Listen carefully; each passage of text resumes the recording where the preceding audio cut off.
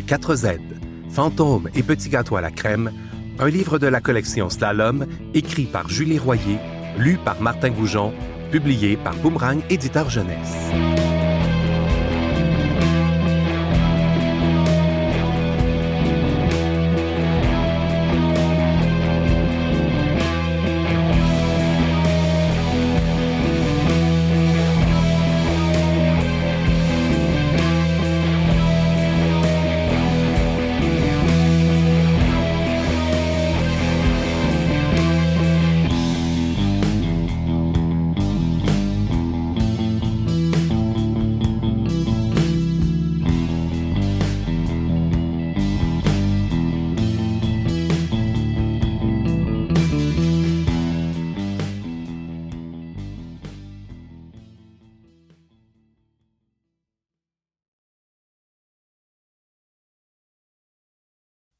Les 4 Z. Nom: Béatrice Rougeau-Paulin. Âge: 12 ans. Fonction: élève à l'École des Étoiles Savantes, un établissement voué aux arts et aux sciences. Fait partie du groupe 603, rédactrice en chef du journal de l'école La Gazette des Étoiles Savantes. Nom de code: Alpha BA. Particularité: douée en français, les jeux de mots n'ont pas de secret pour elle. Les 4 Z. Nom: Louis-Benjamin Baudin-Provencher. Âge: 12 ans. Fonction: élève à l'École des Étoiles Savantes. Fait partie du groupe 601. Photographe pour la Gazette des Étoiles Savantes. Nom de code: Beta Bidule. Particularité: maître du gadget, passionné par la technologie. Les 4 Z. Nom: Mélie Binette. Âge: 11 ans, 3/4. Fonction: élève à l'École des Étoiles Savantes, fait partie du groupe 602, journaliste culturel pour la Gazette des Étoiles Savantes. Nom de code: Gamascara. Particularité: artiste du déguisement. Les 4 Z. Nom: Herbie Loiseau. Âge: 12 ans. Fonction: élève à l'École des Étoiles Savantes. Fait partie du groupe 604. Journaliste sportif pour la Gazette des Étoiles Savantes. Nom de code: Delta Derby. Particularité: c'est le cascadeur de l'agence. Ensemble, ils forment les Alpha Justiciers. Leur raison d'être: A. À l'affût de l'action. B. Barrer la route aux malfaiteurs. C. Caméléon protecteur du citoyen. D. Défier les dangers, découvrir et dévoiler la vérité. Pour Charlie, des fantômes et de la crème.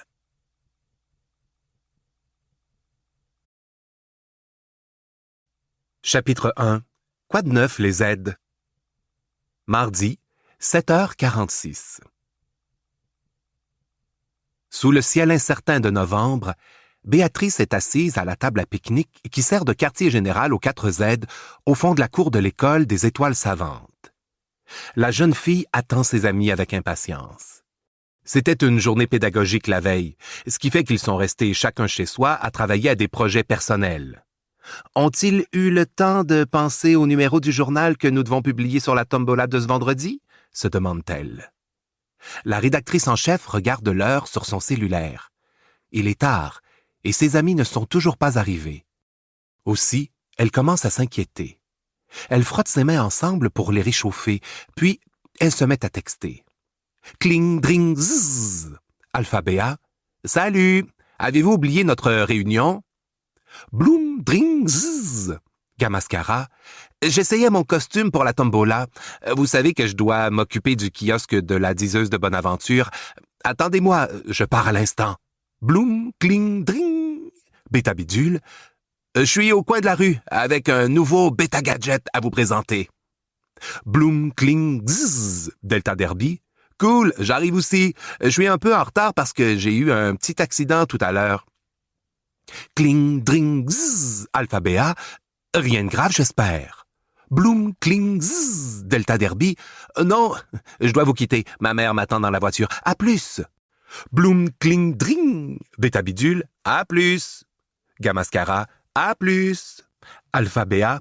Émoticône de pouce pointant vers le haut. Quand finalement Louis-Benjamin et Mélie se présentent au repère, Béatrice est plongée dans un cahier de mots croisés.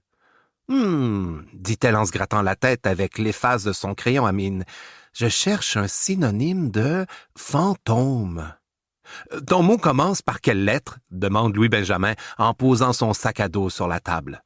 « C'est un mot de 10 lettres qui commence par « E ». Mélie pose ses doigts sur ses tempes et ferme les yeux dans un geste théâtral. « Aouh, dit-elle, laissez-moi me concentrer. » Quand elle rouvre les yeux, elle dit « Dans le cosmos, écrit avec des étoiles, je vois le mot « éléphant ». Béatrice compte les lettres. Ce mot n'en a que 8. Louis-Benjamin rigole. « Tu es peut-être sur le point d'entrer en contact avec un fantôme d'éléphant, Mélie. » Herbie arrive en claudiquant. Ses dents d'une canne, une jambe emprisonnée dans une attelle de métal et de cuir attachée à son genou et à sa cheville. Ayant surpris la dernière partie de la conversation, il s'exclame « Un éléphant revenant. J'imagine la taille de ton ectoplasme. » Ectoplasme? C'est le mot que je cherchais. Merci, Herbie, dit Alphabéa en relevant la tête. Mais qu'est-ce qui t'est arrivé? Le garçon se laisse lourdement tomber à côté de Mélie. Ce matin, je me suis levé tôt. Avant de venir à l'école, j'avais envie de faire une triple pirouette de la mort, comme les cascadeurs de l'émission Pirouette Extrême. Alors je suis sorti pour sauter sur le mini-trampoline que ma mère utilise habituellement pour faire ses exercices. Ses amis l'écoutent, suspendus à ses lèvres. J'ai fait quelques sauts pour me réchauffer, puis, au moment d'exécuter la pirouette, j'ai perdu pied et je suis tombé dans les fleurs. Le garçon grimace de douleur en bougeant sa jambe blessée et poursuit.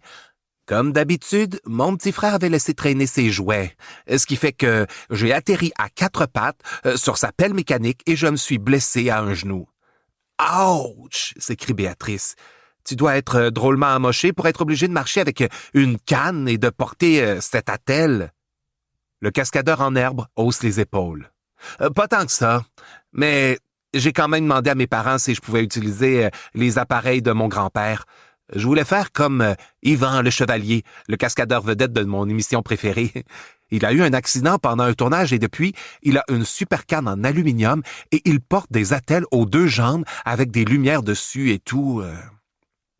Il y aurait moyen de les personnaliser, affirme Louis-Benjamin en examinant l'attirail de son copain. Vraiment? Ah, ce serait génial, s'exclame Herbie. Est-ce que ton grand-père accepterait que tu modifies son équipement? Demande Béatrice. Il est mort quand j'étais petit, répond Herbie. Désolé, Herbie, répond la jeune fille en refermant son cahier de mots croisés. Elle détourne la tête, ne sachant plus quoi dire. La mort la rend mal à l'aise. Est-ce que ton grand-père utilisait souvent cette canne et cette attelle? Demande Mélie. Oui, pourquoi? L'aspirante diseuse de Bonaventure tout saute. Eh bien, il est possible que ces objets soient des points d'ancrage auxquels ton grand-père pourrait s'accrocher s'il lui prenait l'envie de venir te visiter. La canne et l'attelle agiraient comme un vortex, ou si tu préfères, comme un corridor reliant le monde des vivants et des morts. Hein? Herbie écarquille les yeux. Tu penses vraiment que l'esprit de mon grand-père pourrait passer par le cylindre de cette canne? Mélie sourit mystérieusement, tout en passant son index sur son poignet, sur lequel elle a appliqué un tatouage temporaire en forme d'œil avant de venir à l'école. Si je me fie à ce qu'Irma Hatta a écrit au sujet d'une histoire qu'elle a elle-même vécue dans un manoir hanté, ton grand-père pourrait même traverser ta personne, puisque tu portes son attelle. Pfff, fait Herbie. Là, tu exagères. Malgré son apparente incrédulité, Herbie blêmit. En effet, si Mélie a raison et que son grand-père peut le regarder à travers l'œil de la canne, il doit avoir été témoin de plusieurs de ses mauvais coups. Se sentant soudainement coupable, il pense « Par exemple, il doit m'avoir vu donner des pichenottes à mon frère, manger toute la tarte au citron et mettre mon méfait sur le dos du chien. » La voix de Louis-Benjamin le sort de ses réflexions. « Hey, Avant que la cloche sonne, j'aimerais vous montrer mon nouveau bidule. Il s'agit d'une machine portative à faire des formes avec de la crème fouettée et à distribuer du parfum.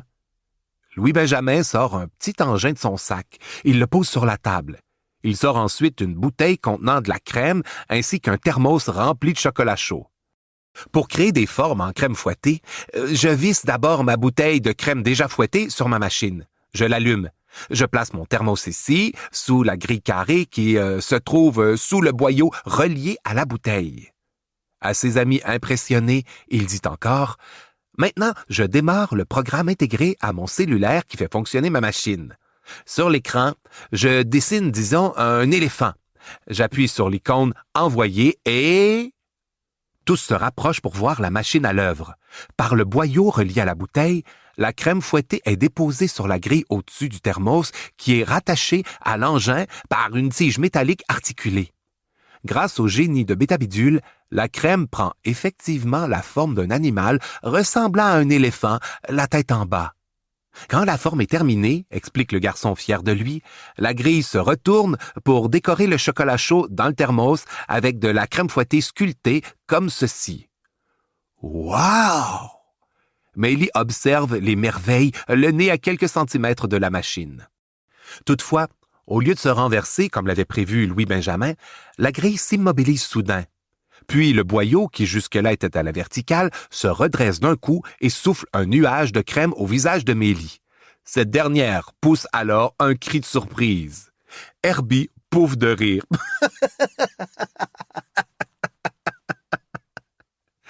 Le visage couvert de crème, Mélie lui lance un regard noir, ce qui le fait rigoler davantage.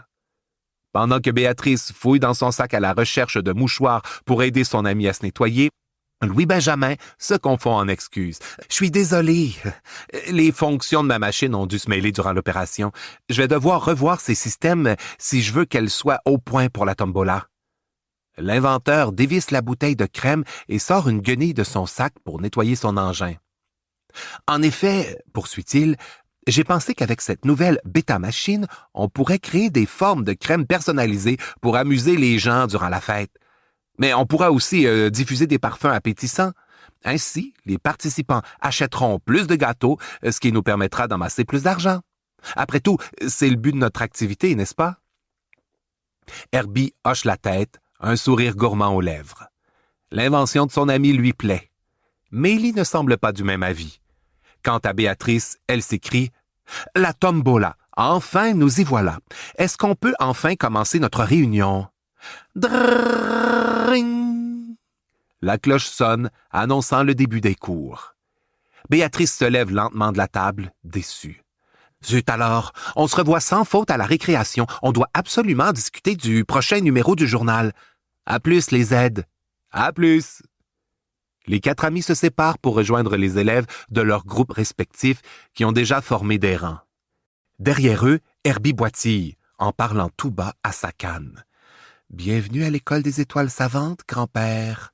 Ça manque un peu d'action, mais on s'y plaît bien, tu vas voir. » Le jeune casse-cou l'ignore, mais de l'action, il va y en avoir.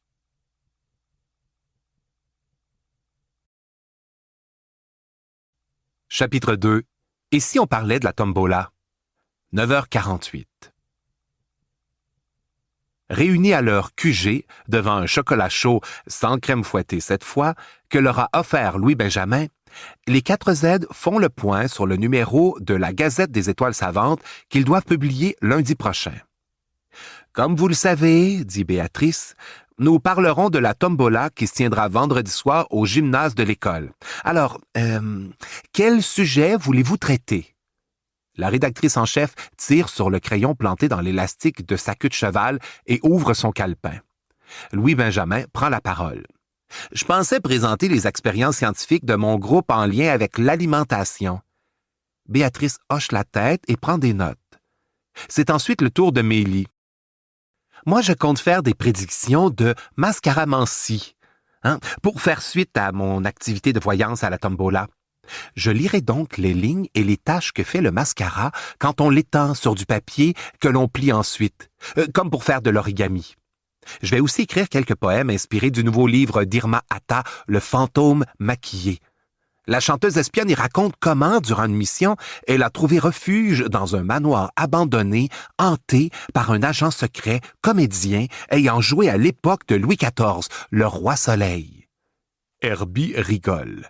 De la mascaramancie. C'est bizarre. Et puis, crois-tu vraiment à tout ce que raconte Irma Atta? Meili fait claquer sa langue, piquée au vif. Bien sûr, c'est une professionnelle. Béatrice les interrompt en demandant à Herbie quel sujet il compte aborder. Je vais parler de la sortie que nous ferons au lac de Saint-Huberdeau, des sports que nous pourrons pratiquer sur place grâce à l'argent amassé lors de la vente des petits gâteaux à la crème qui seront en vedette à la tombola. Notez que c'est ma classe qui sera responsable du concours annuel dont il faudra aussi parler. Le garçon boit une gorgée de chocolat, puis il ajoute « D'ailleurs, au cours de la première période, j'ai été élu président du jury des goûteurs. » « Félicitations, répond Béatrice. Elle ferme son calepin et remet son crayon dans sa queue de cheval. Bien, moi, je vais parler de l'histoire de notre tombola qui, selon ce que j'ai pu découvrir jusqu'à maintenant, célébrera ses 75 ans cette année. « Tant que ça! » s'exclame Meili en appliquant du rouge à lèvres doré sur sa bouche. « J'ignorais que notre école était aussi vieille. »« Ouais, » répond Herbie. C'est l'âge qu'avait mon grand-père quand il est décédé. Il jette un œil à sa canne, regrettant l'époque où il ignorait que celle-ci reliait les mondes des morts et des vivants.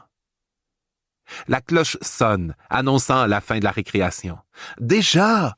lâche Herbie en se levant. « Ouch! Oh, mon genou! » « Pauvre toi, le plaint Béatrice. Elle ajoute à l'adresse de toute l'équipe. On se revoit ce midi pour poursuivre notre travail? Les journalistes hochent la tête. À plus tard alors. Sur le papier plié, le mascara forme une croix. Cette croix marque le lieu où nous sommes et indique le début d'une aventure dont j'ignore le dénouement.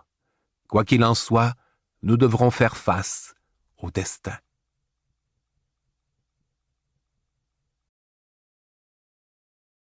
Chapitre 3. Dans l'obscurité, le front qui chatouille. 11h47.